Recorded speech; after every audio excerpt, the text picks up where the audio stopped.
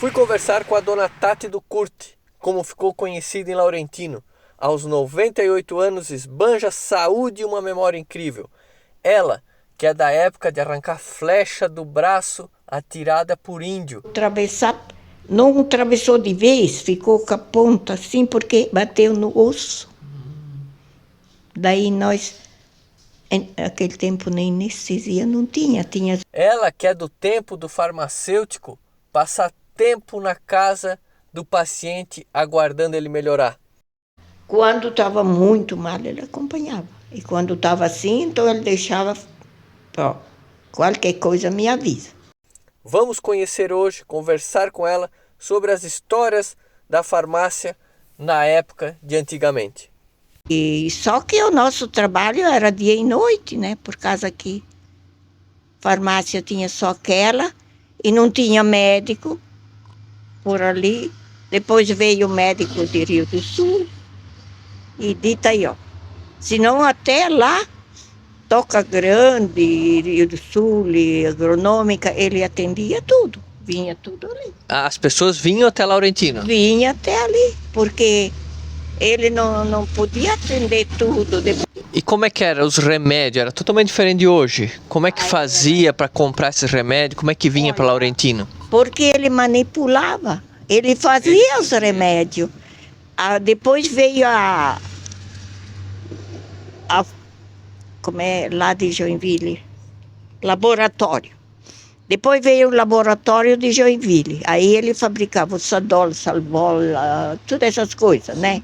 Renasci, bastante. E outros vinham sais de fora e ele preparava. Ele fazia. Todos os remédios que precisava, ele fazia. O seu Curte estudou em Blumenau, então? Não.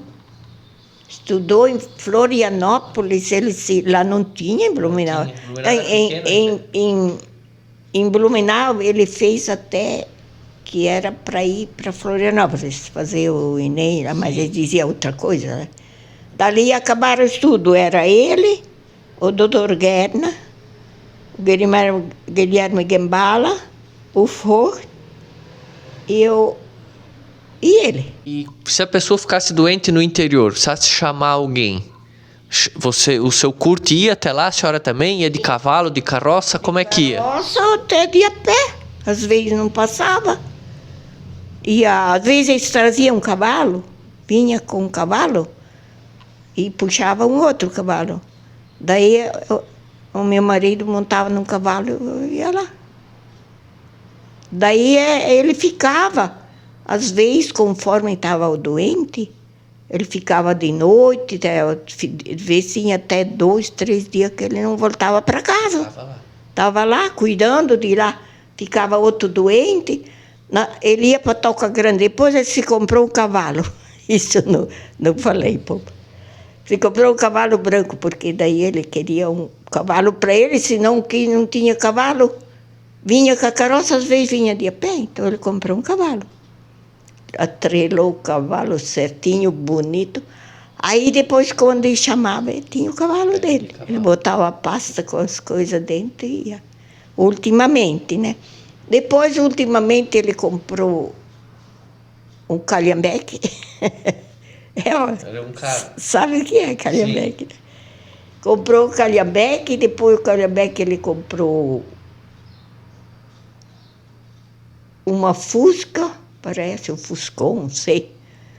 Depois ele comprou um Opel e depois ele comprou o Fiat, que está ainda ali no Caçador.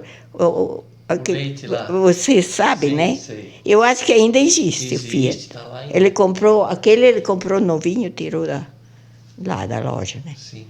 Os outros eram tudo caro, assim, né? Velho, mas servia assim. Ele tinha depois o carro, onde a estrada permitia, ele ia com o carro. A primeira farmácia de vocês era ali no centro de Laurentino mesmo? Na frente da casa do Girardi. Tinha a casa do Burman, que ele alugou. Alugou para botar a farmácia. Certo. Era do outro lado da rua, mais ou menos ali onde é o Guber, a oficina, o Laércio? Ali mesmo, bem quase em frente, assim. A casa dele e a nossa, Era mas bem- ele é bem em frente. Aí depois ele construiu aquela casa. Então a farmácia ela começou lá no centro, depois foi ali onde é o senhor Limurara Sim. e depois foi ali onde está o dentista hoje. Aqui embaixo, foi isso ali. E ali depois ele trabalhou bastante tempo, aí ele ficou doente e faleceu. Dona Tati, vamos voltar lá mais antigamente, falar lá das antigamente. Como é que o que vocês vendia na farmácia? Sim, o que era o que mais vendia naquela época? Vendia o que ele manipulava. Ele ia o doente, conforme a doença ele vinha e fazia o remédio. Mas existia tipo remédio para dor de cabeça? Tô com dor de cabeça, vou lá comprar na dor. Já existia isso? Não, depois que veio cibalena, veio aspirina, instantina, cibalena e outro aquele que tu tomou esses dias. E essas coisas tudo. E isso ali vinha. Né? Sim, do laboratório pronto, E o resto ele manipulava. Depois veio aquele laboratório de lá que eu disse, de Joinville. E lá começou a fazer o Sadolo, o Renacin, essas coisas. Sim. Na época não tinha hospital. Então a pessoa ficava doente em casa, lá no interior, por exemplo. Aí o seu curte ia lá. Ia lá e se moria em casa. E aonde? Não tinha o que fazer. Não tinha. Depois veio médico em Rio do Sul e Itaió. Depois tinha médico lá de aqui, mas tinha que levar lá. Se dava, dava, se não dava. Então o seu curto e a senhora salvaram muita gente aqui. Muita gente. Quando ele ia no cemitério comigo, que tem os pais, ele não queria entrar, ele dizia que tem muita gente, imagina, 44 anos é quando eu já estava com ele, então era assim, 60 anos mais que ele morava aqui. Então, tinha um cemitério velho ainda, tudo, depois fizeram novo. Lá era assim mesmo, não tinha outro recurso. Quando era o tifo, então ele ia. O tifo, vamos explicar, o tifo era tipo uma pandemia que deu, um vírus, alguma coisa, o que era? Que nem agora, Que nem agora. Só que o nome era paratifo, né? Certo. E depois, muitas doenças que vieram, meu Deus, na farmácia, sabia todas as doenças que dava, né? E ele chamava ele, às vezes quando tinha tifo, era assim. Ele ia na casa do Luiz Lozzi, família dele. Depois o irmão Martim morava perto, também os filhos, alguns dois tinham tifo, também tinha, ficava lá. Às vezes ficava 2, 3 dias que não vinha para casa. Ele ia, medicava o paciente e acompanhava lá. Quando estava muito mal, ele acompanhava. E quando estava assim, então ele deixava, qualquer coisa me avisa. Né? Não tinha celular, como avisava como? Tinha que vir correndo. Eles vinham de a pé ou com o cavalo, ou como dava. Se demorava, se moria, não dava tempo. E vocês faziam pequena cirurgia também? Sim, fazia. Cirurgia de postema, também coisas assim, a flecha, aquela mulher extrema, os trepe. E fazia a cirurgia mais pequena. Vamos... Tem os bisturi tudo lá ainda, agulha para costurar tem. Vamos contar aqui de novo essa história da flecha, porque lá fora tinha muito barulho, acho que aqui vai ficar melhor.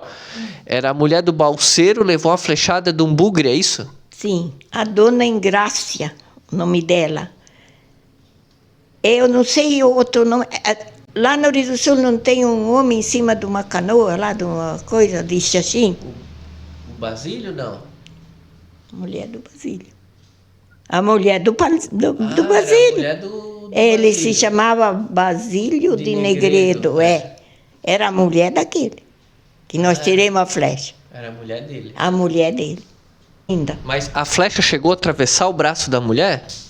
Chegou a atravessar Não atravessou de vez, ficou com a ponta assim, porque bateu no osso. Daí nós, naquele tempo nem anestesia não tinha, tinha só uma coisa assim, gelo. Que botava um gelo. Mas era já um spray, forte, que doía. Daí nós adormecia com aquele gelo e cortava. Só isso. Anestesia não tinha. Depois veio a anestesia dos dentistas. Essa coisa aí, ultimamente, nós usava mais, era mais fácil, né? E o seu Curte, a senhora costumava fazer parto também ou não? Ele era parteiro, nasceu muito ali no Laurentino, tinha. Depois, no fim, veio a dona Polda, era parteiro assim, simples, né? E depois veio a dona Maria, mas eu cheguei a ajudar ele muitas vezes e fiz 2 partos sozinha, mas eu não gostei Gostou de fazer? Não gostei de fazer, então ele fazia. Depois veio as parteiras, então quando ela se dava mordidas, puro, aí ele chamava ele, daí ele ia lá aplicar as injeções, fazer os medicamentos que precisava. O parteiro, ele foi muito tempo. Ele estudou de tudo um pouco, né? Ele sabia. Ele estudou praticamente para ser médico, junto com o doutor Teiro, era veterinário. Ah, também? Quando tinha uma coisa, assim, ele chamava ele também. Costurava os pés do cavalo, aqueles de corrida, ver se estava machucado, estava tratando. Sim. Ele ia lá fazer. Ia.